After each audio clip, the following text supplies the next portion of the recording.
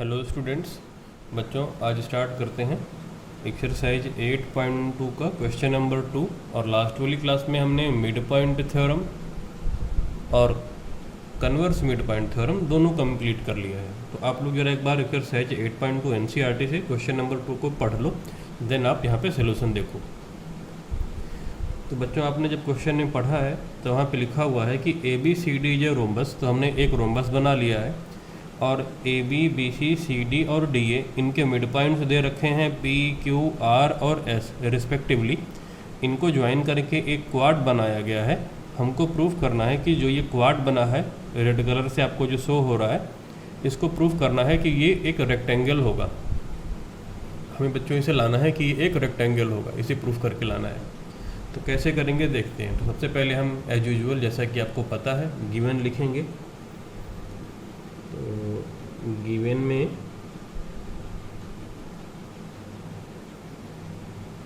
A B C D is a rhombus, A B C D is a rhombus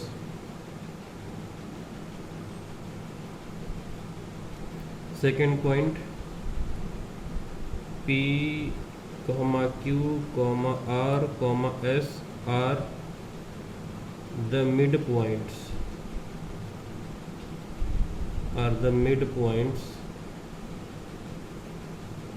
of AB, BC, CD, DA respectively। ये बच्चों इनके mid points हैं। To proof क्या करना है, P, Q, R, S is a rectangle. अगला step बच्चों construction.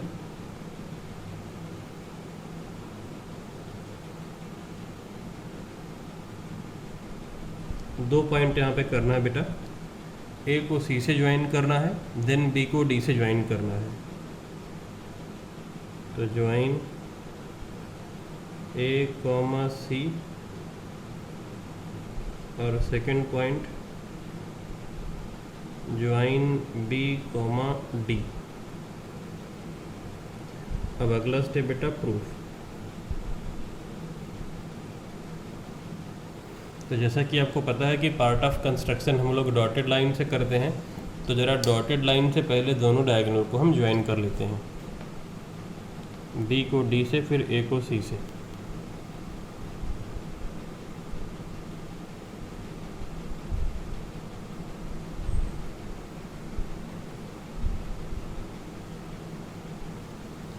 अब ए को सी से भी ज्वाइन कर लीजिए।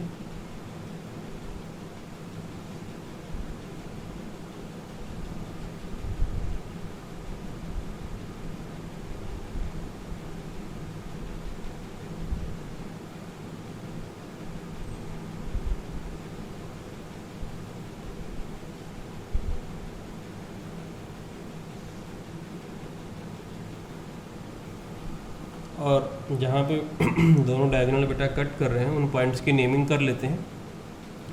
तो इस पॉइंट को बेटा मैं O लिख रहा हूँ, ये पॉइंट ऑफ इंटरसेक्शन O है।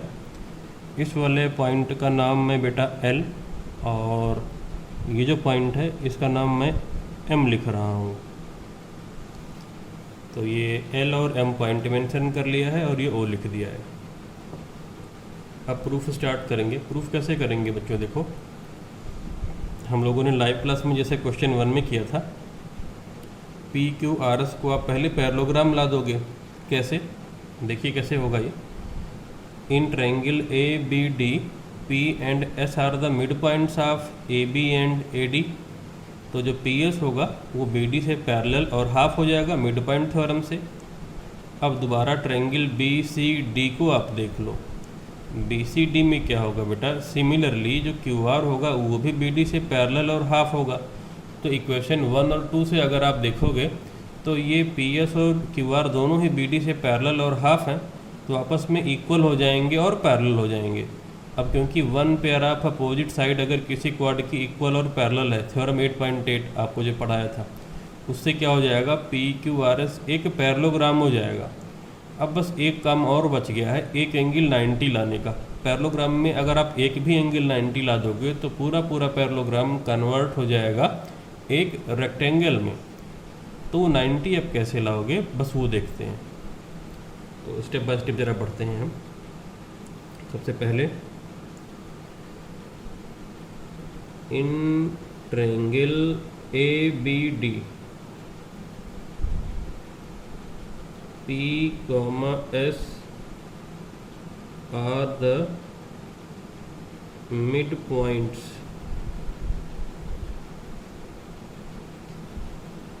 रीजन में लिखा है given, implies that TS equal half BD and PS parallel to BD। Reason में लिखा है मिड पॉइंट थ्योरम और इसे नंबर दे दिया है equation 1। Similarly in triangle BCD अगर आप देखो तो सीधा लिखेंगे यहाँ पे सिमिलरली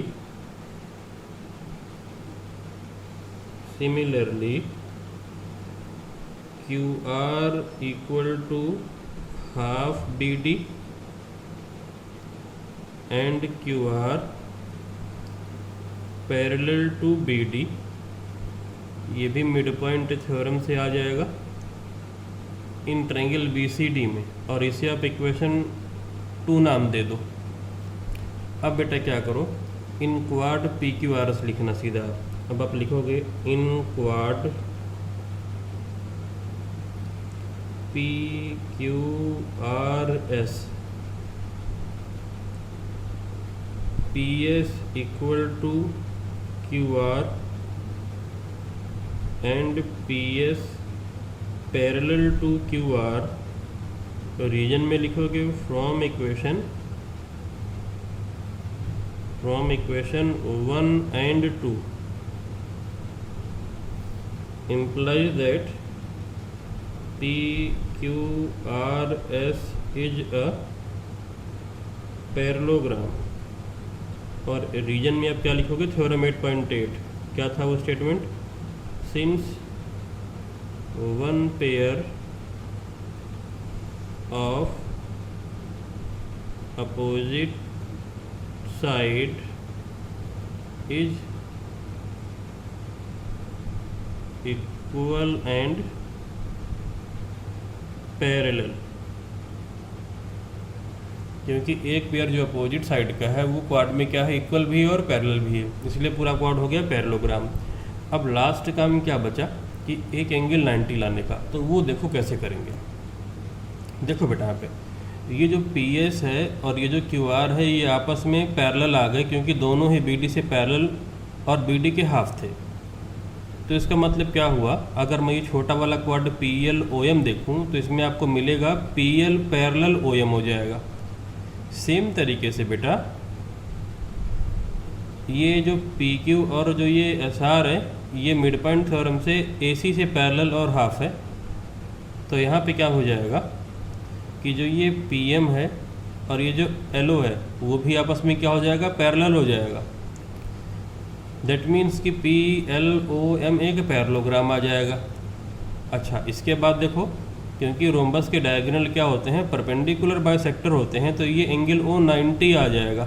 अब क्योंकि एंगल O 90 है और PLOM को आपने पैरेललोग्राम लाया है तो पैरेललोग्राम के अपोजिट एंगल तो इक्वल होते हैं। तो अगर ये O 90 है तो O का अपोजिट ये P90 हो जाएगा। और जैसे ही PQRS पैरेललोग्राम में P90 हुआ, पूरा पूरा पैरेललोग्राम एक रेक्टेंगल में कन्वर्ट हो जाएगा। तो इस बात को लिख लेते हैं अब हम। तो लिखते हैं यहाँ पे हम अब in quad PLOM, in quad PLOM PL parallel OM, और रीजन में आप क्या लिखोगे, as PS parallel BD by equation 1। और दूसरा आप क्या लिखोगे, PM पैरेलल OL, इसका रीजन में आप क्या लिखोगे, एस PQ पैरेलल AC। कैसे होगा, by mid point theorem, by mid point theorem. अब दोनों pair of opposite side parallel आ गए, तो इम्प्लाइज दैट PLOM क्या हो जाएगा बेटा, एक parallelogram. PLOM is a parallelogram. Angle O equal to कितना हो जाएगा, 90 डिग्री। रीजन में आप क्या लिखोगे, diagonals of rhombus as AC perpendicular BD, diagonals of rhombus, diagonals of rhombus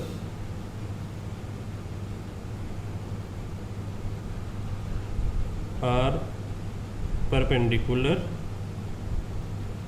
bisector of each other,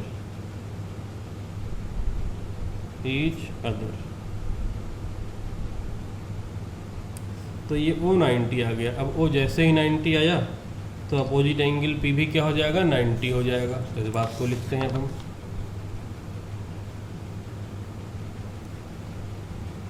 implies that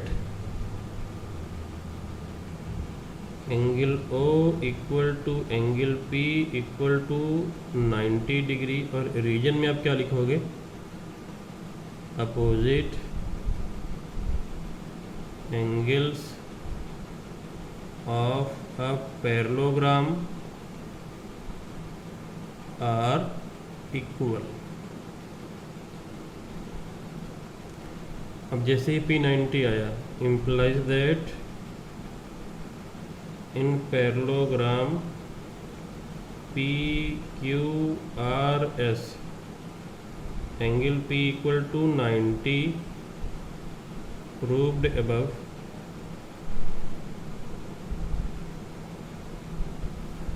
implies that PQRS must be a rectangle।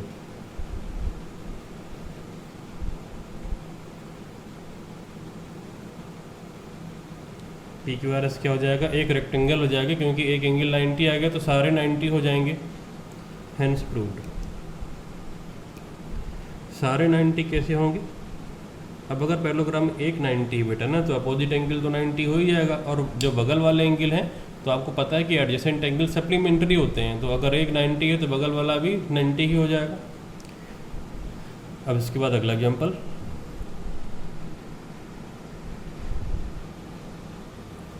अगले example में बेटा ये डायग्राम देखो गिवन है, ट्रायंगल ABC गिवन है, PQR mid points हैं sides के। तो यहाँ पे जरा मैं मार्किंग कर लेता हूँ, ये आपस में इक्वल है, ये दोनों आपस में इक्वल हैं, और ये आपस में इक्वल है। PQR मिड पॉइंट्स हैं, बीच में ये ट्रायंगल PQR ड्रॉ कर दिया गया है। B को Q से, C को R से ज्वाइन किया है, और X और Y पॉइंट मिले हमको, ये इनको ज्वाइन करके ये लाइन XY ड्रॉ कर दी गई है। तो लिख लेते हैं जो जो चीज़ें गिवन है।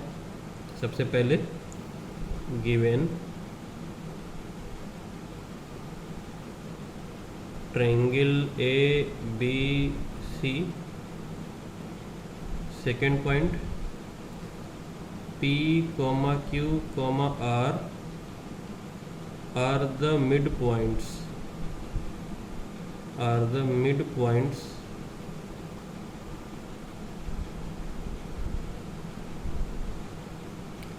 up to prove XY equal to 1/4 BC। Proof start करते हैं। In triangle A B C Q, R are the midpoints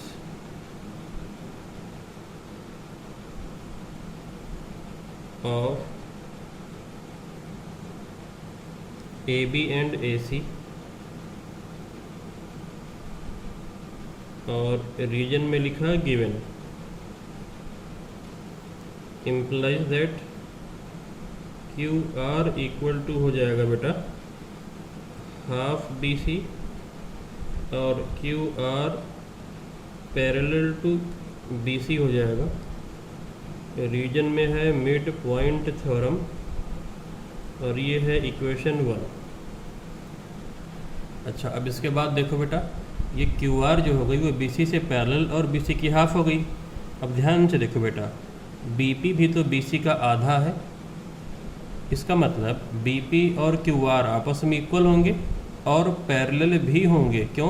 क्योंकि जो QR है वो BC के पैरेलल और BC का हाफ है। अब जब ये QR BC से पैरेलल है तो जाहिर सी बात है ये BP से भी पैरेलल होगा ही होगा और BP के इक्वल भी होगा। तो इसका मतलब ये हुआ कि BPQR ये एक पैरेललोग्राम हो जाएगा, क्योंकि इसकी one pair of opposite side equal और पैरेलल आ जाएंगी थ्योरम 8.8 से। तो इसी बात को हम करेंगे अगला स्टेप। तो हम लिखते हैं बेटा, implies that QR parallel BP and QR equal to BP implies that, तो यहाँ पे रीजन में आप लिख दो BP equal to half BC, ये गिवन है। Implies that BPQR is a parallelogram. Reason में since one pair of opposite side is equal and parallel, तो यहाँ पे मैं नंबर लिख देता हूँ, आप पूरा स्टेटमेंट लिखोगे। अब क्या लिखोगे स्टेटमेंट में? Since one pair of opposite side is equal and parallel. अब अगर ये पैरेललोग्राम हो गया तो इम्प्लाइज दैट, ध्यान से देखो बेटा, ये BQ और PR डायगोनल्स हो जाएंगे पैरेललोग्राम BPQR के, और डायगोनल्स क्या होते हैं? बाइसेक्टर ऑफ ईच अदर होते हैं थ्योरम 8.6 से। इसका मतलब कि जो ये X पॉइंट है ये PR और BQ दोनों का ही मिड पॉइंट हो जाएगा, और हमको फाइनली केवल PR से मतलब है क्योंकि बाद में इसी का यूज है, तो हम यही लिखेंगे बस। तो implies that X is the mid point, X is the mid point of PR, और रीजन में क्या लिखेंगे? Diagonals of parallelogram bisect each other. मैंने नंबर लिखा है स्पेस और टाइम बचाने के लिए बस। अच्छा, इसके बाद बेटा देखो, ये जो QR है वो PC से भी इक्वल और पैरेलल हो जाएगा, तो सिमिलरली क्या होगा ना कि ये PCQR ये भी पैरेललोग्राम आ जाएगा। तो सीधा लिखते हैं सिमिलरली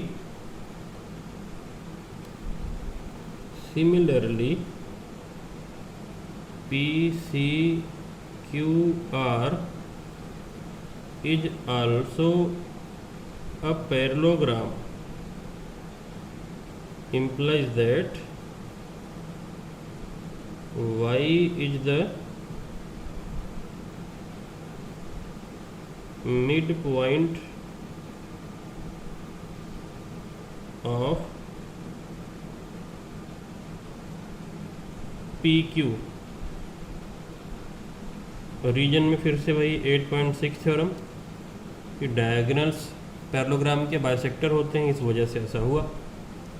अब आप क्या करो, अब आप इन ट्रायंगल PQR देख लो।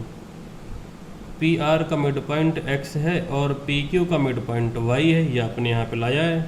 इसका मतलब ये XY जो होगा वो QR से क्या हो जाएगा बेटा? पैरेलल और हाफ हो जाएगा। तो लिखते हैं इस बात को, इन ट्रायंगल PQR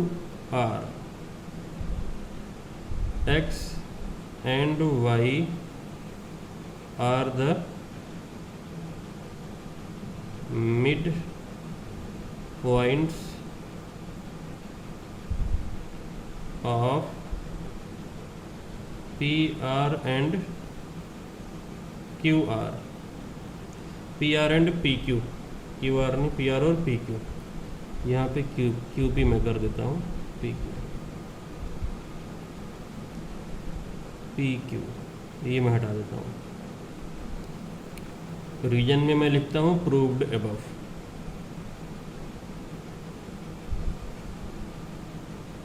यहाँ पे हमने देखो ये प्रूफ कर दिया है, तो इम्प्लाइज दैट एक्स वाई हो जाएगा हाफ ऑफ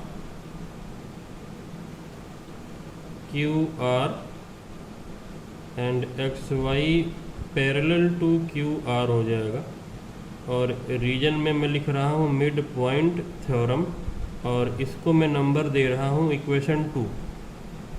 अब आप ध्यान से देखो, एक्स वाई क्यू आर का हाफ है, और यहाँ पे आपने देखा कि क्यू आर बी सी का हाफ है। तो from equation 1 and 2, from equation 1 and 2, X Y equal to half Q R, X Y equal to half, और क्यू आर की वैल्यू आप यहाँ से रख दो half B C, half B C. तो यहाँ पे रिजल्ट में आपको क्या मिला, implies that X Y equal to 1/4 B C. और बच्चों यही हमको लाना था प्रूफ करके कि जो एक्स वाई होगा वो बी सी का क्या होगा, 1/4 होगा। तो ये यहाँ पर प्रूफ हो गया, हेंस प्रूफ्ड। इसके बाद बच्चों अगला एग्जाम्पल देखते हैं, example number 10।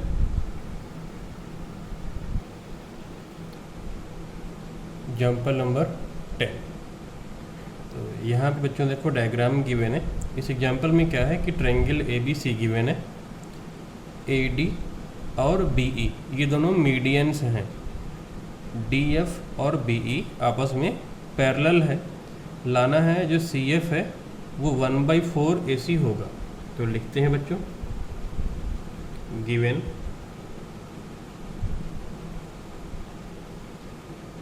Triangle A B C, second point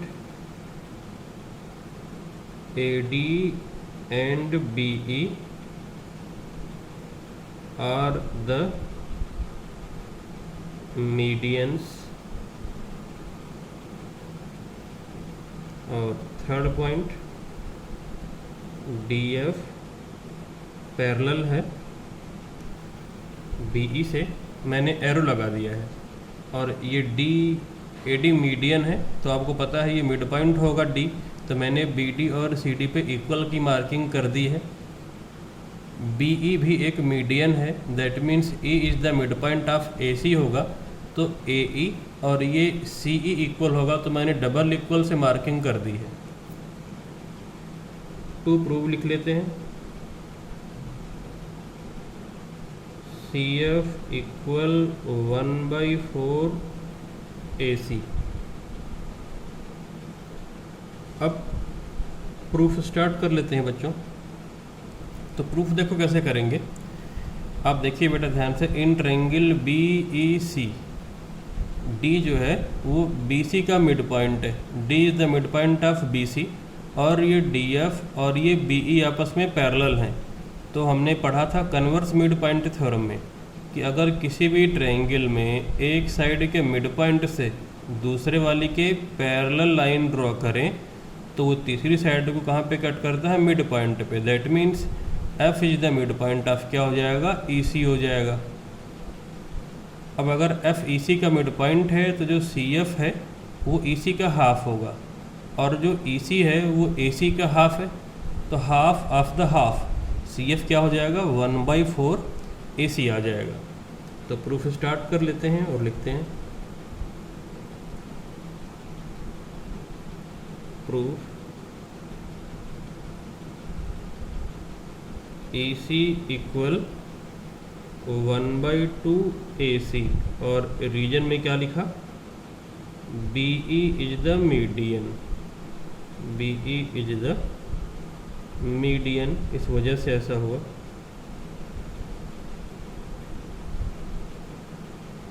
आगे in triangle BEC,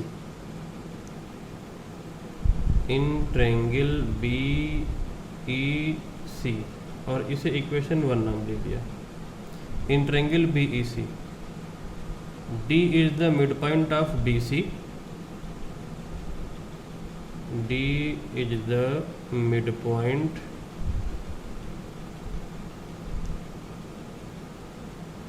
point of BC। Reason में क्या लिखें, AD इज द मीडियन, क्योंकि AD क्या थे, median, AD is the median. और DF और BE पैरेलल गिवन है, DF parallel BE given implies that F is the midpoint of EC, F is the midpoint of EC। Reason में क्या लिखा, CMPT, converse mid point theorem. अब अगर F EC का mid point हो गया तो इम्प्लाइज दैट CF क्या हो जाएगा, हाफ ऑफ द EC हो जाएगा। और EC की वैल्यू हाफ AC आप इक्वेशन 1 से यहाँ पे रख दो, तो CF इक्वल टू हाफ, और EC की वैल्यू हमने रख दी है हाफ AC। और रीजन में क्या लिखा, फ्रॉम इक्वेशन 1, फ्रॉम इक्वेशन 1 ये हमने वैल्यू पुट कर दी है। इम्प्लाइज दैट CF हो जाएगा 1/4 AC। और यही हमको बच्चों प्रूफ करके लाना था, तो हेंस प्रूव्ड, इस तरीके से हमने इसको प्रूफ कर दिया है। तो बच्चों आज वाली क्लास में बस इतने ही एग्जाम्पल, बाकी के देखेंगे अगली क्लास में।